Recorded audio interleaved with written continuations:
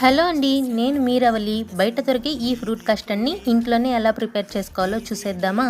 ముందుగా అయితే వీడియోలో చూపిస్తున్న ఫ్రూట్స్ని సన్నగా కట్ చేసి పక్కకు పెట్టుకోవాలి. ఇక్కడ నేను 1/2 లీటర్ పాలతో అయితే ఫ్రూట్ కస్టర్డ్ ప్రిపేర్ చేస్తున్నాను.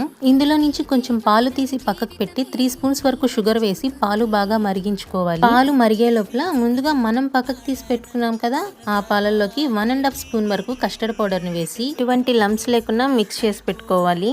మరుగుతున్న పాలని ఒక్కసారి మిక్స్ చేసి ముందుగా మనం కలిపి పెట్టుకున్న కస్టర్డ్ మిశ్రమాన్ని పాలల్లోకి పోసి చిక్కపడేంత వరకు ఉడికించుకోవాలి. పాలు చిక్కపడిన తర్వాత స్టవ్ ఆఫ్ చేసుకొని పూర్తిగా చల్లారేంత వరకు పక్కన ఉంచుకోవాలి. పాలు వేడిగా ఉన్నప్పుడు ఫ్రూట్స్ అయితే అసలు యాడ్ చేయకండి. పూర్తిగా చల్లారిన తర్వాత అంతా ఒక్కసారి మిక్స్ చేసుకొని మరొక బౌల్లోకి పోసుకొని ముందుగా మనం కట్ చేసి పెట్టుకున్న ఫ్రూట్స్ అన్నిటిని కూడా యాడ్ చేసుకోవాలి.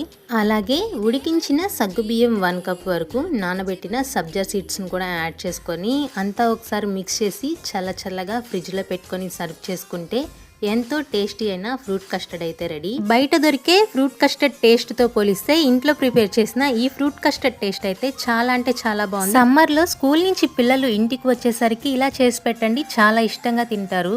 అలాగే మీకు గనుక ఇంకేమన్నా రెసిపీస్ కావాల్సి ఉంటే కామెంట్ లో చెప్పండి, తప్పకుండా ట్రై చేస్తాను. మన వీడియోని ఎవరైనా ఫస్ట్ టైం చూస్తున్నట్టే లైక్ చేసి సబ్స్క్రైబ్ చేసుకోండి.